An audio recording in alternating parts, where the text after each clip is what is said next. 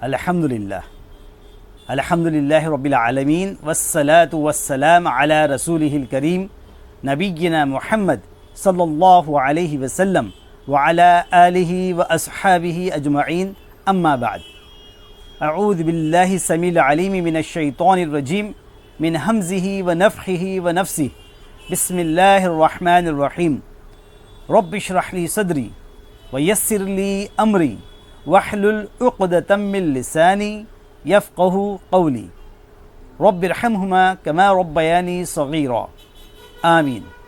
السلام علیکم ورحمۃ اللہ وبرکاتہ۔ ناظرین، آج کے ہمارے سبق کا عنوان ہے ہر چیز اس کی تسبیح پڑھتی ہے۔ پرندوں کی دنیا میں ہدہد نے اپنے رب کو پہچانا، اس کی اطاعت کی، اس کی فرما برداری کی۔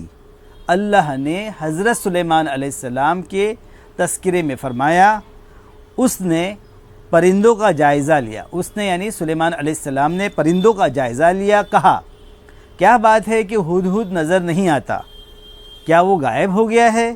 اسے سخت سزا دوں گا یا ذبح کر دوں گا، یا تو وہ کوئی واضح دلیل لے کر آئے۔ تھوڑی دیر کے بعد وہ آ کر بولا، مجھے وہ معلوم ہے جو آپ کو معلوم نہیں۔ میں اہل سبا کی یقینی خبر لایا ہوں۔ میں نے پایا کہ ان کی بادشاہت ایک عورت کر رہی ہے جسے ہر قسم کی چیز سے کچھ نہ کچھ دیا گیا، جسے ہر قسم کی چیز سے کچھ نہ کچھ دیا گیا ہے، اور اس کا تخت بھی بڑی عظمت والا ہے۔ میں نے اسے اور اس کی قوم کو اللہ تعالیٰ کو چھوڑ کر سورج کو سجدہ کرتے ہوئے پایا۔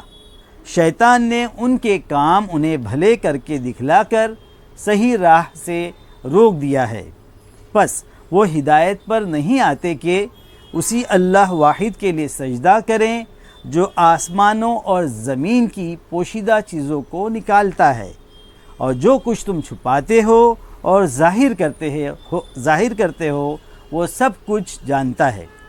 اس کے سوا کوئی معبود برحق نہیں، وہی عظمت والے عرش کا مالک ہے۔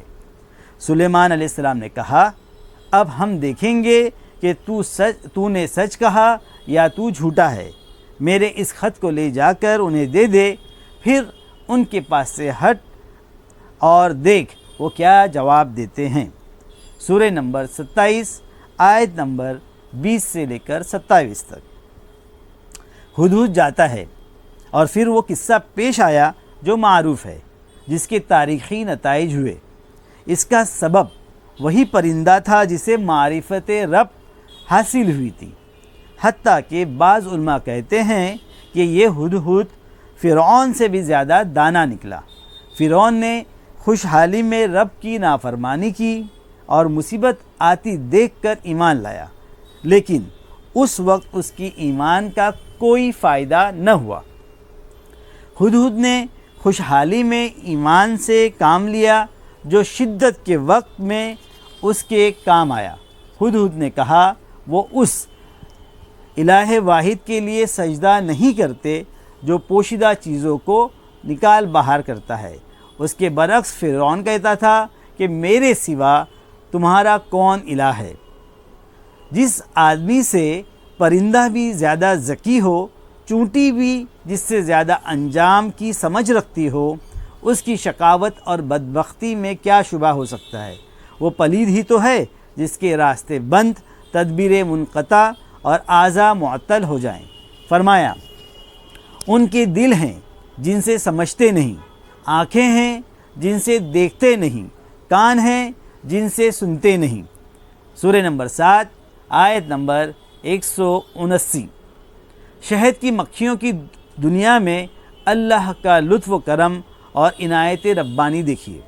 یہ مخلوق کتنی معمولی اور چھوٹی ہے، اللہ کے حکم سے وہ اپنے چھتے سے نکلتی ہے، پاکیزہ اور خوشبودار چیزوں پر بیٹھتی ہے اور ان کا مشروب چوس لیتی ہے۔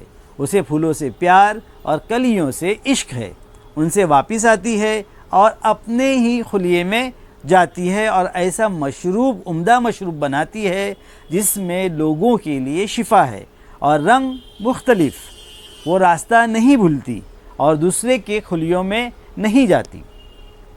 سورہ نمبر 16 میں اللہ تعالیٰ فرماتے ہیں، آیت نمبر 68 اور 69 میں، اور تیرے رب نے شہد کی مکھیوں کو وحی کر دی کہ پہاڑ، درختوں، چھپروں کو اپنا مسکن بنائے، پھر تمام پھلوں کو کھائے اور رب تعالیٰ کے آسان کردہ راستوں میں پر چلے۔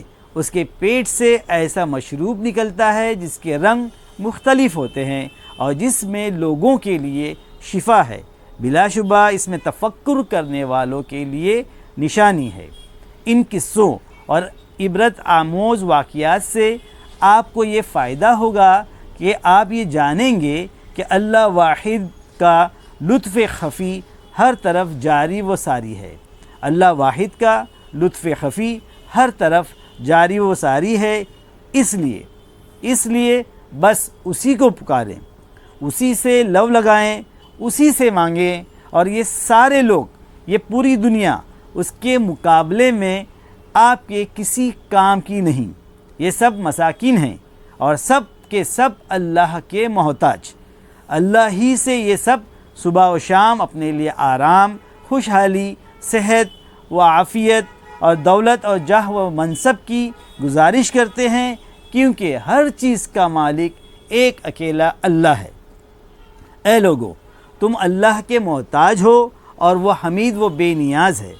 اے لوگو، تم اللہ کے محتاج ہو اور وہ حمید اور بے نیاز ہے۔ سورہ نمبر 35 آیت نمبر 15۔ آپ کو پورے طور پر اور علم یقین کی حد تک جاننا چاہیے کہ اللہ کے علاوہ نہ کوئی ہدایت دے سکتا ہے، نہ مدد کر سکتا ہے، نہ حفاظت کر سکتا ہے اور نہ کچھ کسی کو دے سکتا ہے۔ لہٰذا دل کو بس اسی سے جوڑیے۔ عزت کا مالک وہی، سب اسی کے محتاج، وہ کسی کا محتاج نہیں۔